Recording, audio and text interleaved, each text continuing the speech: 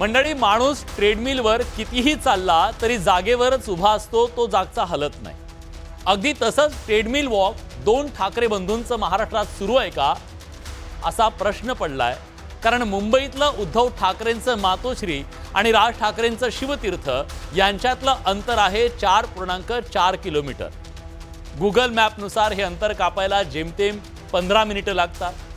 पण मनात वाढलेलं अंतर कापायला दोघा भावांना आधी 2 दशकं लागली आणि आता 2 महिने ते एकमेकांच्या दिशेने चालून सुद्धा एकमेकांपर्यंत अजून पोहोचू शकलेले नाहीयेत। उद्धव ठाकरे म्हणतायत की भाजप आणि शिंदेची शिवसेना ठाकरे बंधूंनी एकत्र येऊ नये यासाठी प्रयत्न करतायत।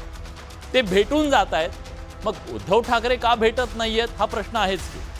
मातोश्री शिवतीर्थच्या 4.5 किलोमीटरच्या अंतरात त्यांना अडथळ्यांची शर्यत पार करावी लागते का, म्हणून ते पोहोचत नाहीयेत का? आणखी एक महत्त्वाचा मुद्दा, मनसेचा लोकसभेत आजवर कधीच खासदार निवडून गेला नाही। विधानसभेत आज त्यांचा एक आमदार नाही, मुंबईत एक नगरसेवक नाही। तरीही सगळ्यांना राज ठाकरे का हवे आहेत? राज ठाकरे आवडे सर्वांना असं का झालंय हा प्रश्न अनेकांच्या मनात आहे। त्याचं उत्तर आहे शहरी मतदारसंघातला राज ठाकरेंचा प्रभाव। आणि राज ठाकरे महाराष्ट्राच्या राजकारणातले स्ट्रॉंग इन्फ्लुएन्सर आहेत। 2006च्या महापालिका निवडणुकांमध्ये मनसेनं 45 जागा जिंकल्या, 5.87% मतं मिळवली। 2009च्या निवडणुकीमध्ये मनसेनं दमदार कामगिरी केली। 24 महापालिकेत 2543 जागांपैकी 162 नगरसेवक त्यांचे निवडून आले। मतांची टक्केवारी होती 12.43%। 2014 मध्ये मात्र मनसेला मोठा धक्का बसला, त्यामुळे शहरी भागातला त्यांचा प्रभाव प्रश्नांकित झाला। त्यांना फक्त 26 जागा म्हणजे 26 नगरसेवक निवडून आणता आले। मिळालेली मतं होती 3.56%। आकडे मनसेच्या लोकप्रियतेला घरघर ओहोटी कशी लागली हे दाखवत आहेत।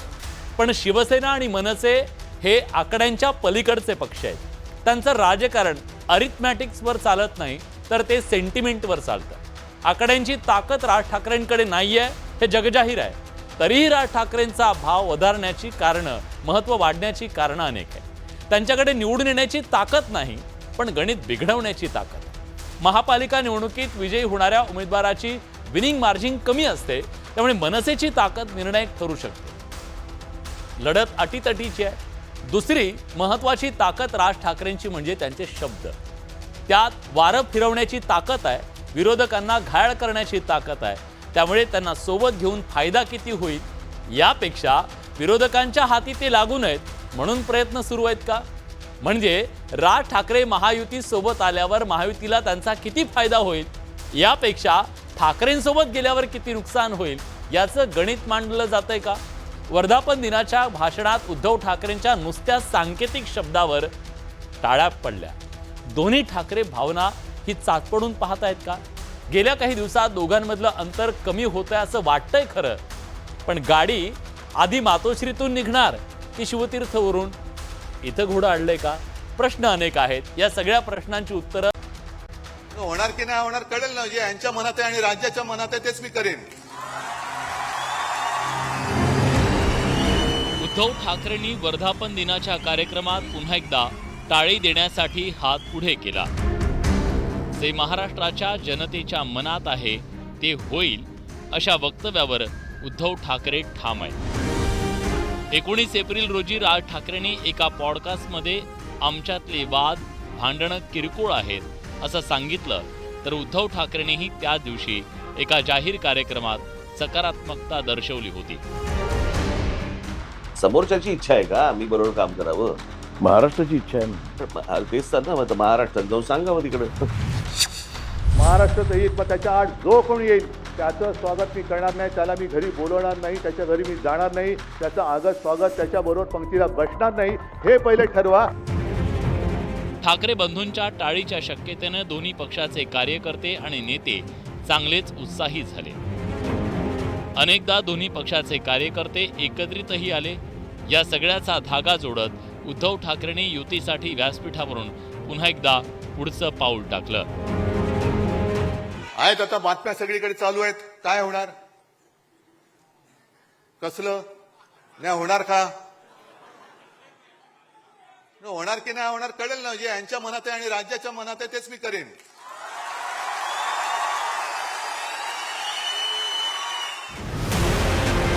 उद्धव ठाकरेंनी व्यासपीठावरून घातलेली साद मनसेला रुचलेली नाही. मनसेनं अनेक प्रश्न उपस्थित करून ठाकरेंच्या शिवसेनेची कोंडी करण्याचा प्रयत्न केला. काँग्रेस राष्ट्रवादी बरोबर आघाडी करताना भाषणातून प्रस्ताव दिला होता का?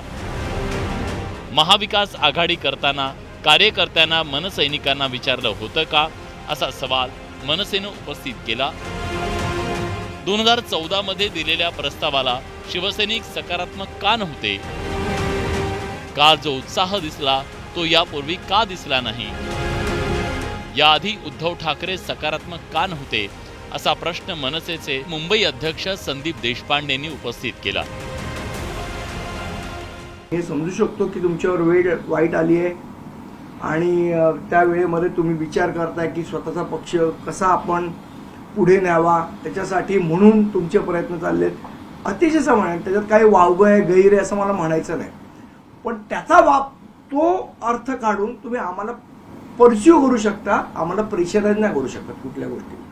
ज्या वेळेला त्याचा निर्णय घ्यायचा आहे त्यावेळेला योग्य तो वेळी राज ठाकरे घेतील. त्याच्या आधी कधी विचारलं? शरद पवारांबरोबर जायचं विचारलं? शरद पवार साहेबांबरोबर जाऊ का, काँग्रेस बरोबर जाऊ का, किंवा बैठका घेतल्या का नगरसेवकांच्या का आमदारांच्या? त्यामुळे ह्या पद्धतीने माझी विनंती आहे की अशा पद्धतीने आम्हाला तुम्ही प्रेशराईज करू शकत नाही, आमच्यावर दबाव आणू शकत नाही. ज्या वेळेला जो निर्णय घ्यायचा आहे त्यावेळेला तो राजसाहेब घेतील. दबावाचं राजकारण कोणी करू नये. राज ठाकरे युतीबाबत योग्य वेळी निर्णय घेतील असं मनसेकडून स्पष्ट करण्यात आलं. मात्र याआधी मनसेनं जेव्हा युतीसाठी प्रस्ताव दिला तेव्हा प्रतिसाद का दिला नाही, असा थेट सवाल मनसेनं उपस्थित केला.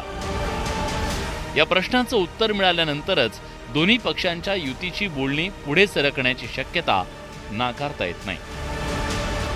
संतोष गोरे, न्यूज 18 लोकमत, मुंबई.